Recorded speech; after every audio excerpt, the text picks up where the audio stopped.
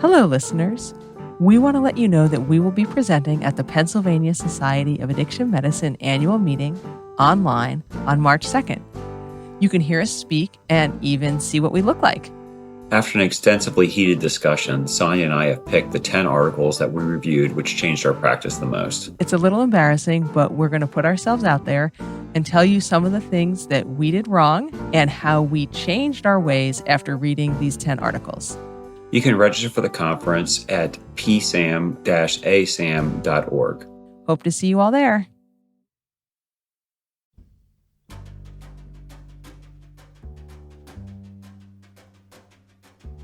This is Addiction Medicine Journal Club. I'm Dr. Sonya del Tredici. And I'm Dr. John Keenan. We believe that addiction is a disease that can be treated, and we want to help you stay up to date with the latest research that you can use in your addiction medicine practice. This week, we're going to be discussing an article on chronic pain and how it impacts recovery from substance use disorder. But John, before we start talking about your article, I really wanted to share some exciting podcast news with our listeners. We are now able to offer Category 1 CME for listening to this podcast through our new CME sponsors, the MyCares program from Michigan State University. So you can go to www.mycares.org and make yourself an account. It's totally free. You'll take a brief quiz about the episode, and then you'll get your credit. There will be a link in the show notes about exactly where to go. And eventually, all of our episodes will be eligible for CME. We just are going to work through our back catalog, and we'll roll out the CME credits as we get them organized throughout this summer. So stay tuned. Yeah, I'm super excited about this. I mean, this has been 2 years in the making, right? And I think that there's been a lot of effort put into this. I'll be honest with you, Sonia, you definitely have been the powerhouse behind making this happen. So we appreciate that. And I think it's going to be really great for everyone that already listens to get credit for this, since it's something that, we'll kind of get two birds with one stone here. And for those of you who aren't board certified in addiction medicine who are listening and who might need credits through the MATE Act, that's the new regulation that says that everyone with a DEA license needs 8 hours of pain management and substance use disorder training. These podcasts will also count for that. So if you like podcasts and you need your MATE Act credits to renew your DEA license, you can give us a listen. So, John, is there anything you want to share with our audience in addiction medicine this week? Yeah, I read an interesting article from Script News about Sweden. So, in case anyone hasn't been paying attention, Sweden is actually about to be declared one of the first smoke free countries in Europe. And to be defined as smoke free, you have to have less than a 5% tobacco use rate amongst your population. And Sweden's currently below us at 5.6%. And the kind of interesting thing about the article is they talked about how Sweden got there, and I think that how you regulate and how you make changes from a government perspective to kind of disincentivize unhealthy lifestyle choices and incentivize healthy lifestyle choices is always like an area of debate. Do you legalize something, or do you just kind of make restrictions that make it kind of less user friendly for people that do consume that product? So, to give you a little bit of background, back in 2003, Sweden was not dissimilar to the United States whatsoever. So, they had a tobacco use rate of 20% of smoked tobacco, and the U.S. at that time frame was 21%. So, that's 2003. Fast forward 20 years, and basically Sweden is now down to 5.6%. And the US, based upon the CDC statistics, was last cited at 11.5% for people that use inhaled tobacco. And what's the difference between the two of them? It's interesting. Sweden didn't criminalize tobacco use. All they did was public policies that incentivized kind of safe use. So similar to the United States, they kind of taxed the product. They also prohibited smoking inside dwellings or inside public places, public areas that were outside that could also be areas of significant secondhand smoke. They also outlawed that to not allow you to smoke, for example, at a park. Not unsurprisingly, there is a product called snus in Sweden that is kind of relatively on the rise. That's a smokeless tobacco product, but the thought is that that's possibly a safer alternative. So I think this is just one example of how kind of through policy changes, you can actually kind of change human behavior for the better for a population. Well, right. I mean, I think the interventions in the US that have been most successful are ones that just make smoking inconvenient, expensive, hard to do, can't do it anywhere, costs a ton of money. And those have really helped people cut down on smoking, giving people incentives to do it. Yeah, definitely. So Good luck, Sweden. Sounds like what? Just less than 1% of percentage point to go? 0.6% to go. Oh my gosh. Well, that's awesome work, guys. Um, since you were talking about Sweden becoming smoke free, I thought I would mention one of the MMWR reports from the CDC. Those are the morbidity and mortality weekly reports that described top selling e cigarette products in the United States. So, since 2020, the FDA has been trying to restrict flavors in e cigarettes. And you and I have talked some about Juul and other companies that market their stuff to kids through fruit flavors and candy flavors. But despite the efforts of the FDA to restrict flavors in e cigarettes, more than 80% of disposable e cigarettes sold have some flavor in them other than tobacco, menthol, and mint, which are the three flavors that are considered kind of acceptable and not marketed to children. I know you'll be happy to know, John, that Juul has dropped from the most popular e cigarette brand to the second most popular. So they lost their top spot. Now they're number two. Despite all their bad press and their fines, they're still apparently doing really good business. And the e cigarette makers continue to make sweet, fruit flavored products that appeal to teenagers. So, in states where there are comprehensive flavor bans, for example, Massachusetts, the sales of e cigarettes saw a sustained decline. But in states where flavored cigarettes are allowed, there's still a lot of e cigarette sales and e cigarette use. And I think e cigarette makers are really looking to produce a whole new generation of people addicted to their product, addicted to nicotine. And they're using the same pharmacologic tools they use for cigarettes to make their products as appealing and easy to tolerate as possible. And I'm actually starting to see some papers come out now as I look through journals on vaping use disorder, a whole new substance use disorder that we've got now, and how to treat it and interventions for treating vaping use disorder. So, for you addiction docs out there, get ready to treat yet another form of addiction that's sadly been allowed to sort of flourish and be promoted and advertised and sold to, all people, but primarily young people. So, that was less cheerful than Sweden's news, but stay tuned for articles about vaping use disorder. I've already got a good one queued up for some point in the fall. It is interesting how it's viewed. It seems to be much more like socially acceptable, and I think that's why it's flourishing. Not to kind of derail the conversation, but I went to a kid's birthday party the other day, and a bunch of soccer moms were using Juul vapes in the corner, and I was surprised because you would never expect this group to be doing that, and it just seemed like they thought it was socially acceptable, and I mean, it was in that setting, which was surprising to me. Well, it's just hard because, of course, everybody has habits that aren't ideal for their health. Drinking alcohol, eating peanut M&Ms, whatever, sitting all day and not exercising. We all do stuff that isn't ideal. And if nicotine weren't so addictive, you could think of nicotine use or vaping as an occasional thing you do. It makes you feel good. Not a huge problem in low doses, but the stuff is just so addictive that it seems like it's very difficult for people to use it only occasionally. The fact that it's addictive takes it into the realm of something that kind of hijacks your own personal will and your own sense of control over the product. Yeah, interesting commentary. So, John, you ready to talk about this article? Yeah, definitely. I think we've got a relatively interesting article tonight. Just to kind of let the listeners know, there is going to be like a theme of chronic pain with some of our articles in the coming episodes here. But the article that I did was called Persistence of Significant Pain Interference Following Substance Use Disorder Remission, Negative Association with Psychological and Physical Recovery. And it's from Drug and Alcohol Dependence from January 2022. So, a little bit of background about this topic. Decades of research have documented a high level and wide range of physical and mental dysfunction experienced by people with substance use disorder diagnoses. There is limited research on functional improvement and well being associated with substance use disorder in remission and the effects of persisting health problems such as pain on broader recovery. So, we really don't understand that relationship yet. Chronic pain, a condition associated with even greater disability than stroke or renal failure, may be a particularly important contributor to disability during active substance use disorder and following substance use disorder remission. Comorbid chronic pain and substance use disorder appear to worsen clinical status and treatment response in both conditions, posing unique treatment challenges to patients and providers in both pain and substance use disorder clinics.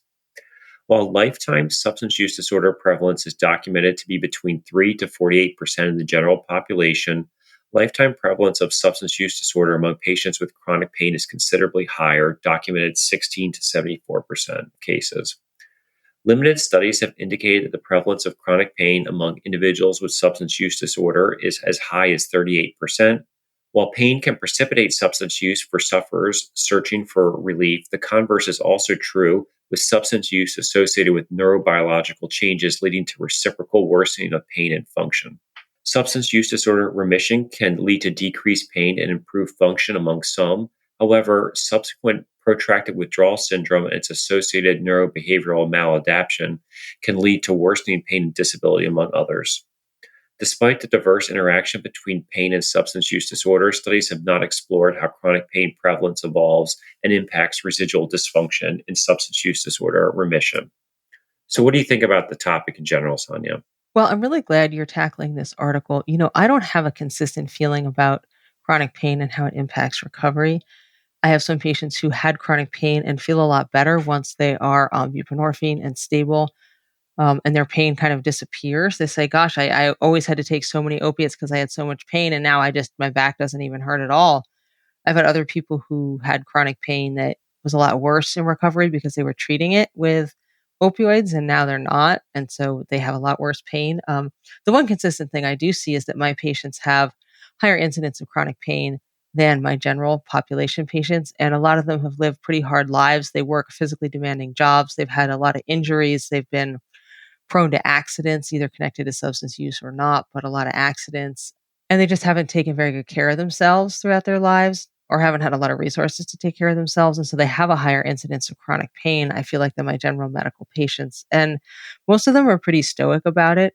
Patients in recovery are very loath to take prescribed opioids. And part of what they do, I think, is kind of acceptance of the body they have and the pain that might come with it. So I do see it as a big factor with a lot of my patients, but I have no consistent trends to sort of point to.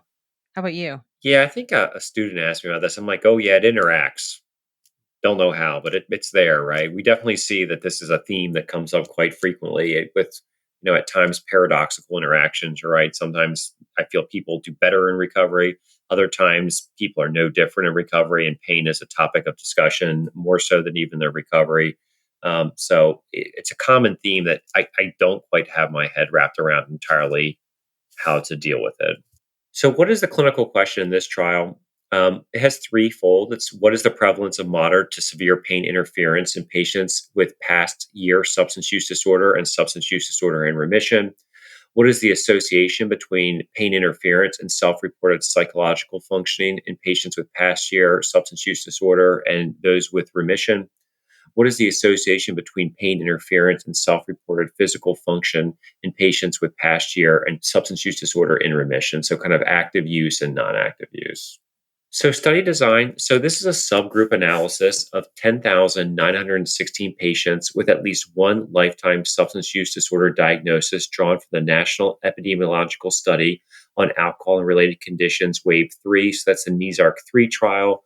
Anyone that's been studying for the addiction medicine boards, this is a very big trial that is often comes up on test questions. So NESARC 3, just to give you like an overview, it's an observational cross-sectional survey of 36,309 non-institutionalized civilian adults aged 18 plus conducted between April 2012 and June 2013. Measures of this come into different categories. So, socio-demographic characteristics include age, gender, marital status, income, education, employment, urban residency. Substance use disorders. So, they did diagnosis and status determined by self-reported responses to DSM-5 criteria, and time frame was also determined based upon self-reported information. Pain was assessed from an item on the 12-item short form health survey version 2. That's the SF12 version 2. And it's a single question during the past 4 weeks. How much did pain interfere with your normal work? Psychiatric diagnoses, these were derived from the NIAA Alcohol Use Disorder and Associated Disabilities Interview Schedule 5, the Audit DIS 5, which uses DSM 5 criteria and includes PTSD, eating disorder, phobia, MDD, dysthymia, bipolar, generalized anxiety disorder, and panic disorder. They did medical diagnoses as a sum score from 18 surveyed medical conditions that they surveyed for on the survey. Function measures were subdivided also from the SF-12, and that was mental health and physical function. They derived a mental health component score, or an MCS, was assessed from past months' self-reported psychosocial functioning regarding subjective distress and role limitations caused by emotional problems, vitality, social functioning, and mental health. They did a physical function score, a PFS, assessed physical role performance and functioning. The statistics in this study was actually relatively complicated, with them using sequential bivariate followed by multivariate analysis to kind of do linkage of these topics to each other. And in fact, I would say that, from a statistics standpoint, this is probably one of the more complicated statistics we've gone through in one of our papers. I had to read that section several times. Well, it's complicated statistics and also it's like a complicated data set. This isn't just like a retrospective chart review or some sort of big database study. Like these are questionnaires and surveys filled out by what, like 39,000 people? Yeah, that was the initial one, but when they basically pared that down to 10,916 with substance use disorder reported. Only 10,900 people with like 40 different surveys they had to do. So there's like a lot of data here. Yeah, and it seems like it relied heavily on the SF-12, which I printed it out to look at that. It's a relatively brief one-page survey, so a lot of the data they got from that seemed to be like the sweet spot for this particular analysis. So, is this trial valid? There's no external funding for the study. Authors reported no conflicts of interest. Data was extracted from the NESARC 3, which was sponsored and directed by the National Institute on Alcohol Abuse and Alcoholism, so NIAA. So, no bias there. There's a large observational cross sectional survey that featured subgroup analysis of these 10,916 individuals with a diagnosis of SUD. And it's from this much larger trial, as we discussed, that had over 36,000 individuals. Data was self-reported, so there's always a little bit of bias there with self-reported data. When you look at actually the substance use disorder diagnoses here, this is a little different than our typical study. 88.7% reported alcohol use disorder. So this really was more kind of alcohol use disorder heavy. And a lot of our other studies that we talk about kind of in this journal club, I think, tend to focus on opioid use disorder. Very few patients were homeless. So a lot of our other studies that we've talked about here regarding our opioid use disorder patients, they're homeless. So there's a lot of social barriers to health there. I guess it also makes sense. It's a survey data. It's probably tougher to survey a homeless population. While the study focused on chronic pain, there was no specific chronic pain diagnoses that were captured for kind of analysis here. Data regarding primary areas of interest was exclusively obtained from the subcomponent analysis of that SF-12, as we talked about. So the pain interference, mental health composite score, and physical function score, which were kind of their outcomes of interest here, came up with that single questionnaire, which it's incredibly well validated, but it's just that one capture point. Did you think it was valid? Yeah, I thought it was a valid trial. I mean, it was so many surveys, like we said, even though they focused on one, this is a very well-known data set, used in a lot of different research, validated instruments. So yeah, I thought it was a valid trial. I think it was a good trial for sure. Right. So a little about the results. I'm going to go through. There's a lot of results. Like I said, they looked at this from a lot of different ways. So some of this I'm going to be a little bit briefer on, but some of it I'll kind of extrapolate on and talk a little bit further about. So who was this group, first of all? So socio-demographic characteristics. The mean age was 36.38 for people that had substance use disorder in the past year versus 46.75 for substance use disorder in remission. So, kind of just off the bat, the two groups they kind of broke down. The group in remission had about 10 more years of experience and life behind them. So, that can contribute here a little bit. It was mostly male, mostly white. So, 66.46% were white. 80.44% of the group in remission were white. So more white patients in the remission group, indicating probably more chance of recovery, also possibly more access to resources towards recovery, kind of trends with some of our other data regarding kind of health disparities. Most people were married or cohabitating, with actually the group in remission having a higher rate of being married. So for those of you that are pro marriage, another reason why that's a good institution for some. Very urban residency, so 74.5 to 83.73% were in an urban residency. Very few were uneducated, so only 9 to 12%, depending upon the two groups, was less than high school educated, so not our typical group either. Most were employed, so 75 to 81% were employed. a very few homelessness, 2 to 4.4%. So a little different than our typical studies. 5,796 adults in the past year had substance use disorder, and 5,120 adults were in remission, so greater than 12 months of time not meeting that criteria. Among substance use disorder, 88.7% were alcohol use disorder, 24.6% reported another substance use disorder, and 14.3% reported more than one substance use disorder. Pain was super common. So 20.6% of adults with substance use disorder in the past year, so kind of the more active group, reported chronic pain. 25.6% of adults with substance use disorder remission reported moderate to severe pain interference. So actually, the group in remission had, on average, more patients reported chronic pain.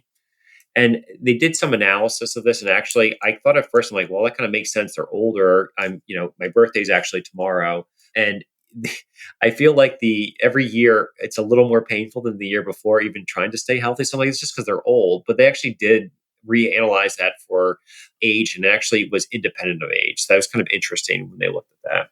Do you know if those incidents of chronic pain is kind of typical of the general population? I had that number before. I don't have that number off the top of my head, but that's higher than the general Mhm. population. Yeah, it seems pretty high for, pain that might be impacting your life. So basically, what you're saying is that 21% of your patients that are 36 years old have chronic pain. That doesn't kind of jive with what I think most of us see in the office on the day to day. And even the group in remission that they're 46 years old, that would be 26% of the people are reporting chronic pain. I think that's higher than what I think most of us would see in our general clinics. Do you agree with that? I do, and then I feel like this is a sort of higher socioeconomic group, college educated, married, doing okay, not homeless, people who you would think maybe haven't had such a hard life necessarily. I do see a lot of chronic pain in people in their, early 40s, late 30s if they've had these sort of physically demanding jobs throughout their lives. They played high school sports and they've transitioned from that right into like, jobs that just really take a ton of strength and they often get injured.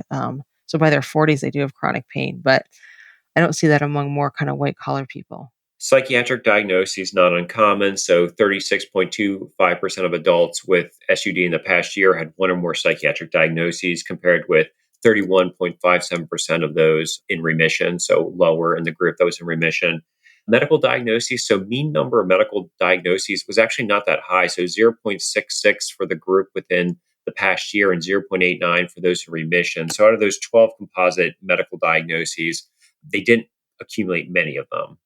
So interestingly, they looked at this from a lot of different ways, but here's some things that I think I kind of took away from it. So, in terms of statistically significant correlates of substance use disorder remission, so what makes it more likely that you're in remission? So, positive associations, the number one was actually age, which I guess makes sense. As you get older, you get a little wiser. Currently married, higher mental health composite score, they all had positive associations with remission.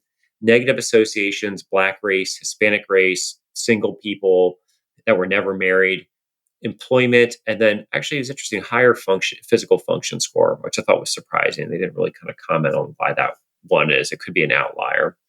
So, in terms of who had severe pain interference among those with substance use disorder in the past year, so the more active group, so older patients had more pain interference. Interestingly, race, gender, ethnicity, and marriage status did not have an effect here. Pain interference was higher in your homeless population, higher if you had veterans insurance. So, kind of assuming that those patients were veterans and had some sort of deployment history. Lower income had higher pain interference. Lower education levels had higher pain. Psychiatric diagnoses had higher pain. More medical conditions had more pain. Interestingly, this group with more pain interference, which kind of goes to the cost analysis part of this, or they had higher hospital utilization and ER visits, higher pain interference if you had a suicide attempt, if you had a lower general health score, lower mental health composite score, lower physical functioning score, more than one substance use disorder. Interestingly, they did make a comment that alcohol use disorder was the only indicator actually lower among those with pain interference when they looked at this in the past year, indicating that probably this was higher for groups that were non-alcohol. So the non-alcohol substance use disorders probably even had a higher positive prediction than alcohol use disorder. Association of severe pain interference among those with substance use disorder in remission. So, if you were in remission, who had a lot of pain interference? not surprisingly, psychiatric diagnoses, multiple psychiatric diagnoses, high number of medical conditions, lower mental health scores, lower physical functioning scores. So, kind of like on the surface here, when I look at like who's in remission, who has pain, either using substance or not using, kind of this is like the clinical gestalt that I think a lot of us feel every day. Like these bucket list items are all characteristics that are often our chronic pain patients. So it kind of tracks with exactly what I would expect here. Yeah, none of it is a surprise at all. I would have been really surprised to see the opposite, but it just totally matches my clinical sense of who I see in the office. So to give you an idea, so they kind of I actually had to make my own little table here just to kind of keep everything straight because they basically look at the data going forward here, like what effect does mental health composite score have on remission? What effect does remission have, vice versa? What does pain interference have on the score? So they kind of analyze the data backwards and forwards, looking at these factors and how they affect each other. So, kind of some independent associations of moderate to severe pain interference with mental health composite score and physical function score. So, mental health composite score was an independent negative association with moderate to severe pain interference among those with past year substance use disorder and those in remission. Physical function score showed a significant independent negative association with moderate to severe pain interference. The association was greater among those with substance use disorder in the past year than those in remission. Mental health composite score had an independent positive association with substance use disorder remission. Physical function score had no statistically significant association with substance use disorder remission. So, no matter how much you hit the gym, that did not increase your risk of remission. Can I just say that's like kind of sad? I'm always looking for reasons to tell people to exercise more, but if it's not gonna, I'm not won't tell someone not to exercise, but it'd be great for me to, learn that exercise really helps people with their recovery. Well, this wasn't directly exercise, this was a physical function score. So, it's like a surrogate market. Well, physical function, but but still. Physical function score did have a significantly significant negative association with pain interference, so that was better for pain. The interaction between substance use disorder remission and moderate to severe pain interference was not statistically significant. So here's how I'm going to summarize this. That was very confusing, but here's my little takeaway chart of like, rock, paper, scissors, what eats rock, what eats paper. So if you have a higher mental health composite score, you increase your chances of remission of substance use disorder and you decrease your likelihood of pain interference in your life.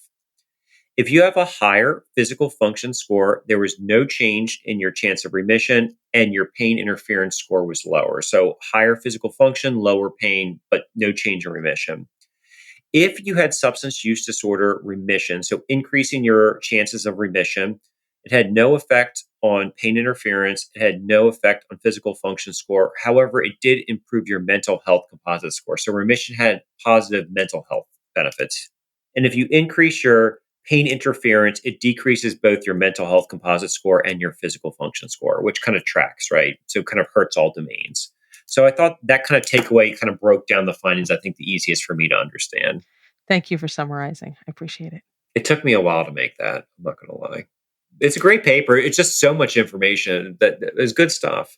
Yeah, no, sometimes you have to. The papers are so complicated. I always find myself making my own little chart that summarizes just the data that I'm interested in. So here's my takeaway overall. If you take away nothing from this paper besides the little cheat sheet I just gave you, pain in patients with substance use disorder is very common. 20.6% or 25.6% of patients in this survey had chronic pain. So that's really common. So it's going to be a common comorbid condition. We're going to see this very frequently. Substance use remission alone is associated with improvement in psychological health and well being from this survey, but not physical functioning. So it's good for your mental health, most likely. It possibly doesn't have a change in your physical function, at least from the data that we pulled here. Adults with moderate to severe pain interference were a very vulnerable population. So it's not surprising the chronic pain patients in this study are the same chronic pain patients I think all of us see every day that have high chance of chronic pain. So they're non-white, homeless, psychiatric illnesses, multiple medical comorbidities, and they had poor self-reported psychosocial and physical function, regardless of whether the substance use disorder was active or not. So the idea is if they have bad pain at baseline, you can get them to remission. Don't think that that's going to be your answer. Controlling for population differences, moderate to severe pain interference remained independently associated with poor self reported psychosocial and physical functioning with either current substance use disorder or substance use disorder remission. Interestingly, when they also analyze this, substance use disorder remission does weaken the negative association of moderate to severe pain interference with poor physical functioning, but not psychological functioning. So, will these results help me in patient care? And I guess that's kind of where we're at. I'm a PCP, so I do have chronic pain patients, probably quite a bit if I were to add them all up. And I also practice addiction medicine. And the concepts of pain, function, and substance use disorder are often co occurring, especially when chronic pain is kind of the nidus for a substance use disorder. It really becomes a central theme of our discussions on our visits. Oftentimes, it even kind of like is the mammoth in the room that dominates the discussion. I just have to point out, I like how you call it the mammoth in the room and not just the elephant in the room. It's like even bigger and hairier than the elephant. It is hairier, Yeah. but not rare. So I guess maybe it wasn't perfect. The results of the study, they show that if you think you're just going to target the substance use disorder and you're going to treat that person where they're at, you're probably not. So I think that's my takeaway here is that just treating for remission of the substance use disorder is not going to fix the problem. So whatever they had beforehand, they won't have a substance use disorder, will be more in control, but you still have whatever product was there beforehand. So you're going to have to look into a different plan for the chronic pain. The study also presents data that treating substance use disorder to induce remission alone is unlikely to address the pain interference in that person's life, especially the physical and mental well being that can take on them. Interestingly, I thought the only caveat with this is a lot of this data from this, like I said, alcohol use disorder was the predominant substance here. This is a little different than probably most patients I see for substance use disorder. I do treat alcohol use disorder. I would say that the lion's share of patients, though, that see me on a regular basis for substance use disorder treatment are opioid use disorder, possibly with concurrent stimulant use disorder. So, not practice changing, but certainly something I'm going to continue to think about as I move forward. I know this is very controversial amongst people, so no judgment to anyone out there if you're doing it, but some people do these tunneled visits where people do just recovery support or they do just physical health at a visit. I do everything together. So I do psychiatric med management. I do kind of physical health in terms of their chronic medical conditions and their substance use disorder all in a single visit, mostly because I don't have the access to do that as three visits. And I think it is better for them, from my opinion, because it's kind of a multidisciplinary way of treating the person. And I think that whatever you do, you're probably going to have to come up with some way of tackling this from a multidisciplinary perspective. I think that's good. And I just think the point, especially, I guess, with alcohol use disorder, which is the predominant substance use disorder in this paper, that you can't just assume if you get the alcohol disorder under control, you're going to have magically fixed all the other problems. The other problems are still going to be there. And so, both setting expectations for patients and then also kind of just sticking with them. I mean, usually treating substance use disorder does make people more able to tackle some of their other problems, but the substance use disorder isn't really the cause of these chronic physical and mental problems, and treating it doesn't necessarily make those other problems go away. So I think it's also good to set expectations as a doctor for yourself. You think you're going to make everything all better if you treat one thing, and you don't want to feel disappointed in yourself if you don't. Well, thank you, John. That was a real amazing presentation. Thank you for sorting out all this data for us. And I'm really glad that we talked about it because, like we said, we all have a sense of this connection between chronic pain, physical and mental health, and substance use disorder. But I don't think a lot of us have really articulated exactly what we feel those connections are. So papers like this help us get a little closer to that. All right, so I want to do a talk back. I just am going to share one comment because it was really good and I want to focus on it. We have a new friend of the podcast, a Dr. Aidan Bernstein, who is a general internal medicine fellow who studies alcohol use disorder. So he wrote in to answer a question we posed in episode 24, but we couldn't answer ourselves. So we didn't know the answer. We put that question out there and he actually did know the answer. So he emailed it to us. So if you remember, episode 24 was about the benefits of smoking cessation. And we had wondered why white people had substantially worse outcomes from smoking than other races. So usually we think of when we look at outcomes by race, people who suffer more racial discrimination, more stress due to their race will have worse health outcomes. But in this paper, white people who tend to have less racial discrimination had worse outcomes from smoking. And Dr. Bernstein said, I suspect that this is related to residual confounding in that patients who are white and smoked may have additional risk factors which weren't captured in the survey compared to those who were black and smoked. The comment was made that this wasn't seen in other areas of the medical literature, and I couldn't resist sharing that this actually is a common finding in the literature around the homeless population. So this thing that we thought was true is actually not true. And so I appreciate him pointing it out. He said, I suspect something similar is going on in the study you presented. And then he sent us a paper about mortality among the homeless in Boston. And I'm going to quote that paper that he sent us. They said, we found significantly higher mortality rates among white homeless adults in comparison to other racial groups, which differs from the pattern in the general population. This may reflect underlying racial differences in the pathways to homelessness. Evidence suggests that African Americans are more likely to be homeless because of structural factors such as discrimination and poverty, while homelessness among whites is more heavily linked to personal factors such as mental illness, trauma, family dysfunction, and substance use, placing these individuals at a higher risk of death. This is supported by the finding that whites accounted for a particularly disproportionate percentage of deaths due to drug overdose, 68%, substance use disorders, 68%, and suicide, 89%. So we'll put a link in that paper in the show notes, and I just want to thank Dr. Bernstein for teaching us something. I really appreciate it. I hope you'll send in more comments. Thank you for listening to the Addiction Medicine Journal Club. The best part of any journal club is the conversation, and we want to hear what you have to say. To have your opinions about the articles included in a future episode, send us your comments on Twitter, Facebook, YouTube, Spotify, email, or join our Facebook group. If you know us in person, you can just tell us stuff as well. We'll put the links in the show notes. Our original theme music was composed and performed by Benjamin Kennedy, audio editing by Aaron McHugh, produced by Dr. Patrick Beeman and Ars Longa Media. Addiction Medicine Journal Club is intended for educational purposes only and should not be considered medical advice. The views expressed here are our own and do not necessarily reflect those of our employers or the authors of the articles we review. All patient information has been modified to protect their identities. Thank you for being part of the conversation. Have a great day.